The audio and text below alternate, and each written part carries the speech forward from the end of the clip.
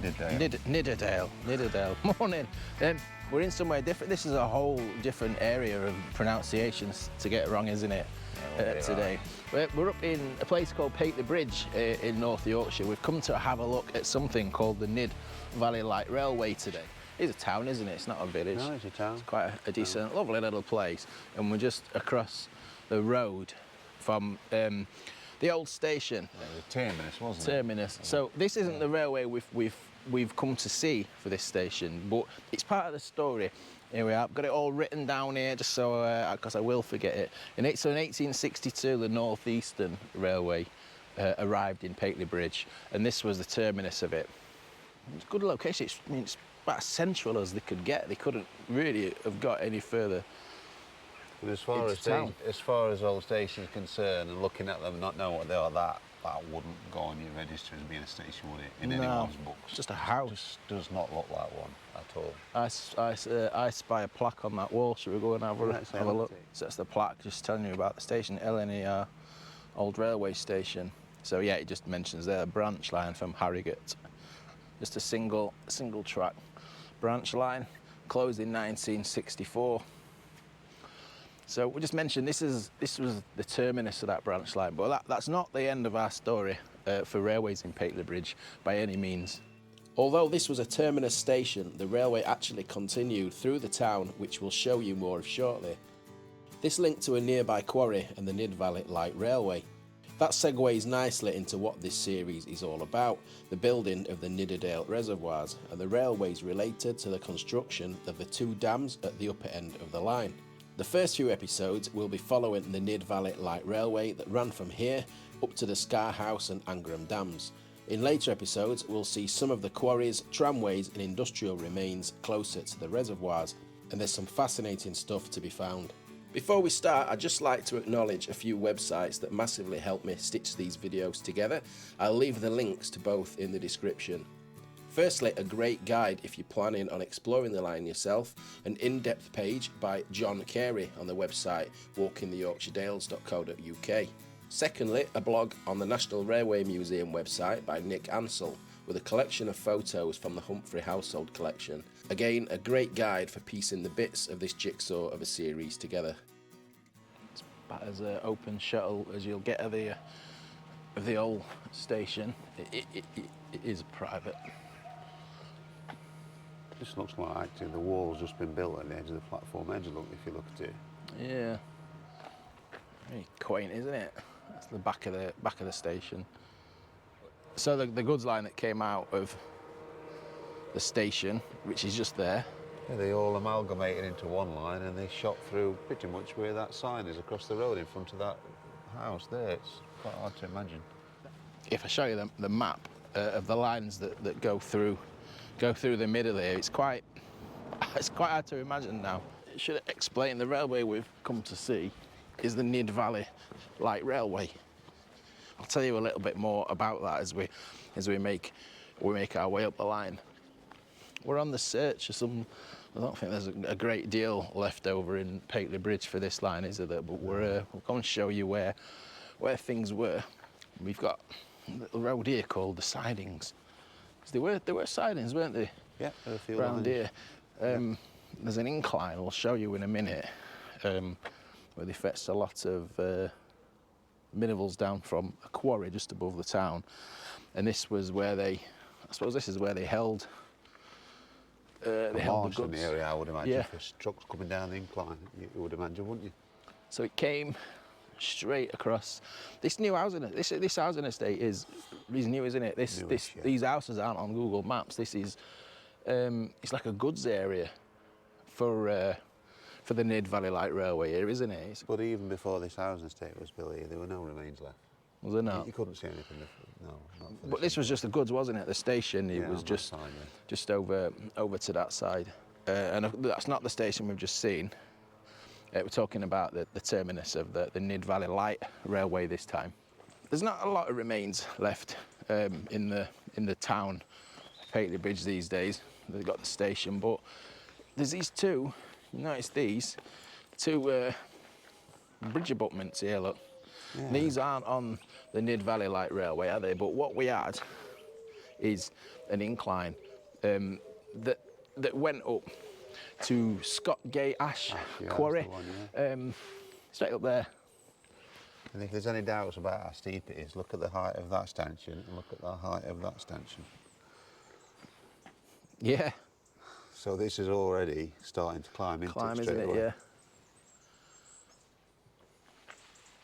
And we've got this little area here, and this was, in here was where the Nidd Valley Light Railway terminus was. That's private, unfortunately, now, but there's nothing in there to see, is there? Don't think there's anything to film in there anyway. But it was a vast, shall we say, vast yard for light railway. You know, they had their own terminus that went up the valley, up to Lofthouse, and there was associated sidings. So this is the view into the station site from the other side. And it has been closed. It has been closed a long time. It's getting on 90 years since it was all abandoned. My accuracy on the maps, just that little gap there, look, all came into one line and shot away up there. Yeah, but you can see straight away, look, that line goes to that copse straight in front of us, and there is actually a gap there, which is quite good that still is there, so I'm guessing that's it. Should we go and investigate that? Just go in there. I don't think we're going to find any sleepers, but, you know. No. See where it went. Well, that's the other thing, isn't there? What are we expecting to find today? I don't think I'm expecting to find any infrastructure as such. Not really, no, actually, now I'm thinking, but route-wise and you know, bordering, retaining walls and embankments, you'll still them. It's infrastructure. It's not got a lot, has it? And it has the odd bridge here and there. I mean, we'll probably keep drawing parallels to some of the other light railways that we've done, like Ashover and Manifold. Yeah. What other ones have we done? Up at Cryche. Cryche. Yeah, we think this clearing here possibly. Yeah, I'm going for it. It lines up on the map. Could be wrong, but it's a good guess. Lines up on the map with the route the line took just as it was leaving Pateley Bridge station. Well, I mean, this could have been because what do you call it? The farmer would have used a trackbed when it was lifted in 30 to 40. He would have retained it to go access to his field, and look, there's a gate at the end of it. So that's probably why this bit's been kept clear. It's this area here had the engine shed, carriage sidings, and all the associated gumph that went with the workings of this section of the railway. Yeah, and that's the only people there now, the cows. So this was the location, Phil, where we can see the engine shed and then the carriage sheds right in front of us here. Yeah, but you can almost see the through line there, look, on a little shelf. Shelf, yeah. Just. I mean, you can quite clearly see the remains of something on Google Map overhead shots. But unfortunately, doesn't look like we can be scouting around freely on that field, does it? Listed here on the maps are the engine shed and carriage shed. It's amazing to see the rough outline is still visible in the field despite almost a century of farming.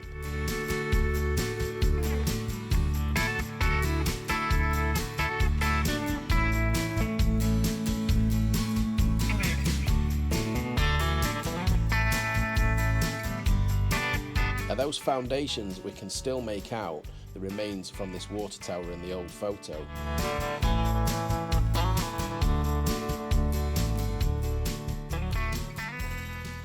You know, for an very old-fashioned town, they've done a good job of removing just about everything at this lower section, haven't they, really? Yeah. Not hardly anything, well, nothing. Everything in the town, everything out here.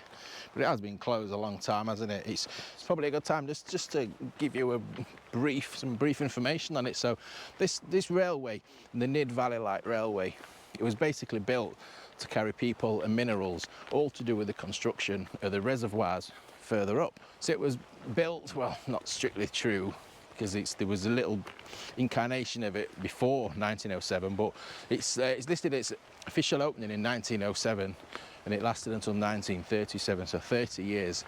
And it was all run by the Bradford Corporation, Waterworks, water company. Yep. I suppose what we'd know nowadays as Yorkshire Water, wouldn't it? Now originally, pre-1907, there was a 3-foot contractors railway. And then later on, I think that was not an exact date, but I've got 1903 scribbled down with a question mark here. And then it was relayed to standard gauge as far as Lofthouse in 1907. Shame we're not able to walk on it, isn't it? Yeah, but true. Can you just make out that little? You make out a little shelf, a little embankment. It's not massive. Again, parallel to the Ashover line, similar thing, isn't it? Where you could just make out a very slight definition of an embankment. Does it just go? There's a clearing just between the reeds. Still see the little embankment just over there, just dug in the side of this field. Light railway, we've just been saying, my perception of a light railway, ones that I've experienced and done videos on, is that they've always been narrow gauge. Not the case here, is it? Well, not. Eventually, it was originally narrow gauge, but as a light railway, this is a full-size standard line. Well, it's light traffic, possibly, because nothing heavy came on here, did it? I mean, okay, it'll break taking materials up to the top, so it's kind of strange, isn't it, that light railway, when I guess it has got building materials, but I don't imagine, they only had small engines running it, didn't they? And you never see any pictures of trains that were like massive. Massive. All, do you? No, they weren't long passenger trains, they were carriage. Just a single rail car. But I think they built the connection between the stations, but I understand that they never got agreement between each other to run each other's trains into the opposing stations. So I think it was just mainly for goods, wasn't it? Well, one was British Rail and one was the Bradford, as you just... Waterworks. Yeah, so... Yeah, corporation. A connecting line for the obvious reasons. That trackbed should be joining us now, then. I reckon so, yeah. It's because there's a path, look, going up, I think. So here's a shelf it ran on, yeah. Yeah, there's a public footpath, look. There's still ballast down on here. That, yeah. So it's here then, yeah. Oh, is it in? Is this? So this is our little shelf. Are we on the shelf or are we in the? Yeah, I think that's a little drainage. Drainage. So we're on a bit of a shelf it sat on, yeah. So here it is. This lines up perfectly. We've just been watching the little embankment disappear into this area of trees and shrubbery, and here we are. This is it. We're stood on it now.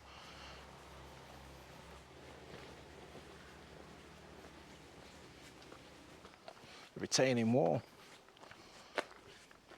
Yeah, you can still see bits of ballast, look. A bit dark under here. Yep. Definitely bits of ballast still intermingled around. But yeah, look, retaining wall joined us here.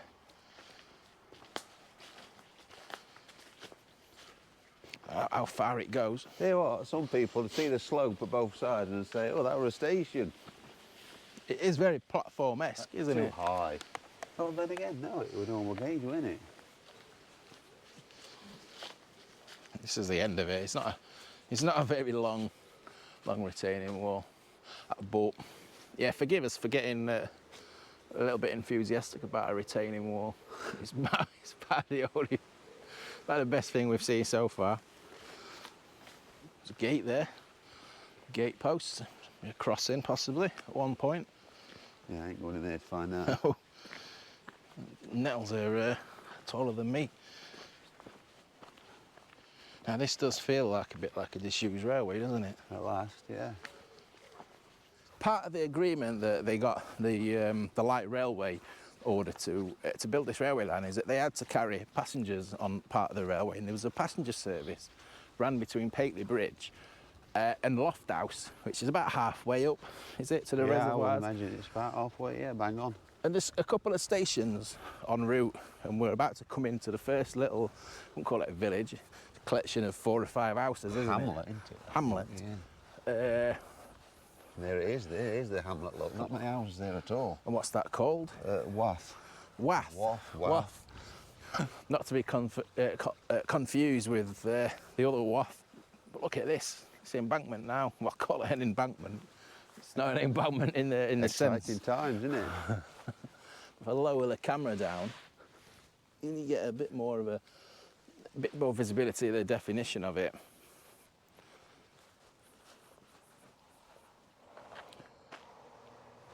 Took a wrong turning somewhere, ended up near Rotherham.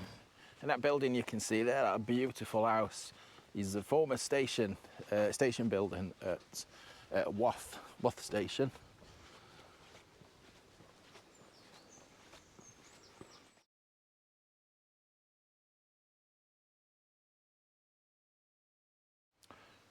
So the platform is still there. It's private land. I was going to respect that. But so was this the level crossing right here then at the end of the driveway? Yeah, just it. Yeah. See there, the trackbed. A different wall that they've got where they've patched up the hole. Okay. A little bit more of a sizable embankment that side. First bit of proper engineering we've seen, isn't it, so far?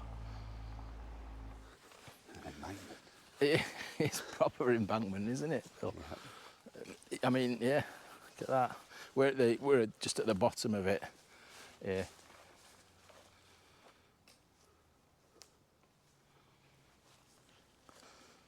It's kind of readjusted the. We were referring to those other slight little shelves as embankments. But look at this. We're on the top of that embankment now. You can see the little passageway there. It's lovely between the trees, isn't it, that look? Yeah. And then it's into a little bit of a cut in here, look. Looks like we had a track crossing the line here, and then it goes into another cutting.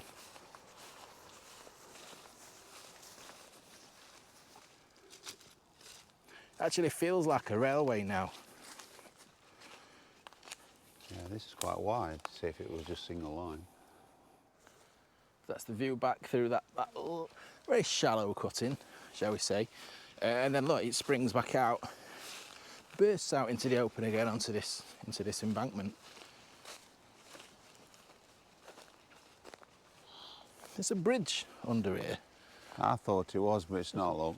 Oh, it used to be a culvert originally. I don't think it was even a culvert. It may have been. Yeah. Because it looks like that's a watercourse, doesn't it, a bit? Yeah, it's filled in.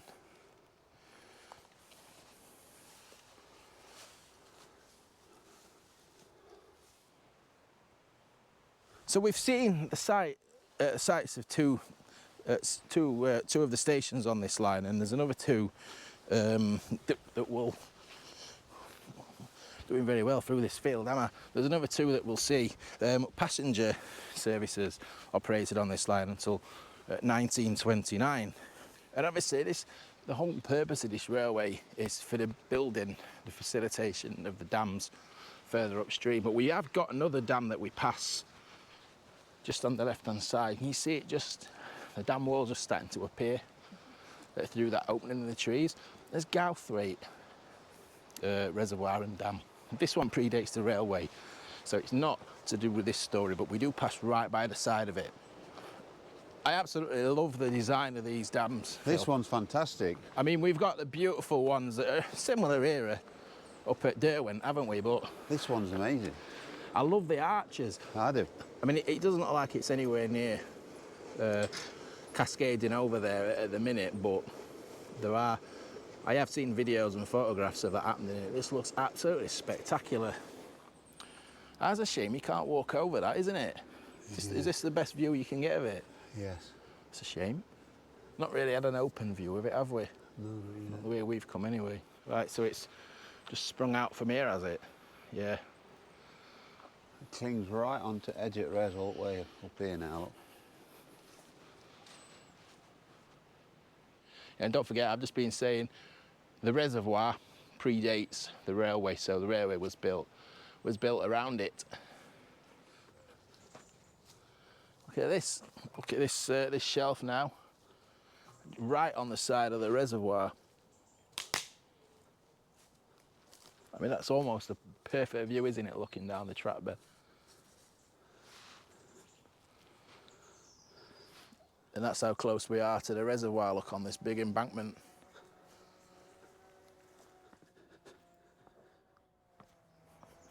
So it won't be far off the level of the reservoir when the reservoir's in its winter levels, will it?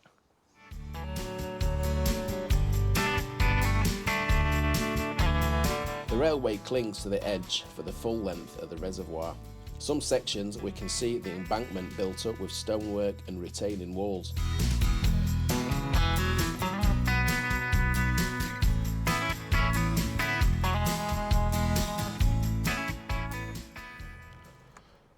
So there's a trackbed just after leaving the Gowthwaite Reservoir, just coming across here on its approach to Ramsgill Station. So we're at the site now of Ramsgill Station, aren't we? Yep. It's not actually in Ramsgill, it's in Gowthwaite. Yeah, is that right? It is, yeah. And there's a station house again. It's a private residence, where they've got a lovely little plaque on the wall here.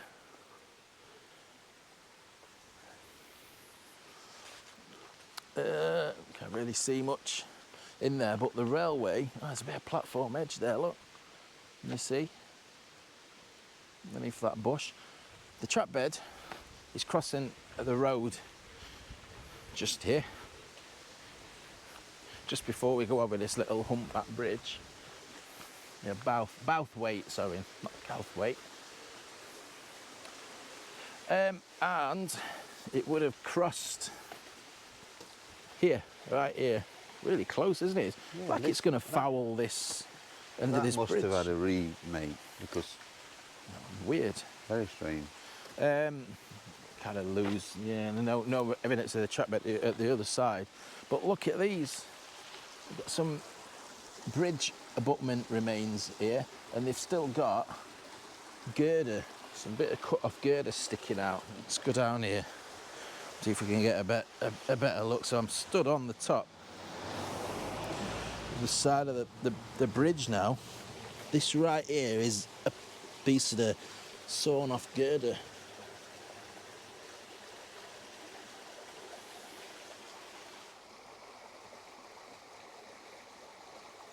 Look at these size of these gate posts here. So the railway line's coming right through the middle of here. So are these crossing gates for the railway? Then, because look, this is the trackbed. So we're just in between Ramsgill in that direction and Lofthouse in that direction. Nice open bits of trackbed these, aren't they? Looks like farmers been using it, hasn't he? Yeah. We've not been walking on the route of the railway. Well, we've not since that reservoir. We haven't been able to get on it, but there is some little pockets that you come across that intersect public footpaths, and just here we had a level crossing, so it's intercepting this road, and it's just heading off straight over here. It's kind of a skewed angle, isn't it? Just over to where Phil's leaning on that gate. You wouldn't know this was a railway crossing. No, you wouldn't actually. And you can usually tell them, but this one would do you. You wouldn't know. Nondescript metal gate, isn't it? Yeah, and even that, it's been nothing, is there? You can barely even see a ledge or anything where it carried on going. Just spot these little bits of detail. Right, this is right on the kind of trajectory of the trackbed of these two pieces of stone. That's what remains of the level crossing. It's got to be connected to it. Look at how old they are. Yeah. Do you remember when we were at Milltown on that house over railway, and we kept coming across structures like that at the side of the road in the bushes? Yes. And there's something to do with cattle. Cattle, yeah. Yeah, so that may have been a trough at one time, and it made to stop cattle that wander along getting onto the trackbed, I guess. We're just about to reach the village of Lofthouse, which is a good place to end this episode. There's still plenty more to show you on the next episode, where the railway starts to climb considerably towards the Sky House and Angra reservoirs. We've still got lots more to show you in this series, so keep an eye out for future episodes. From me and Phil, thanks for watching, and we'll see you next time.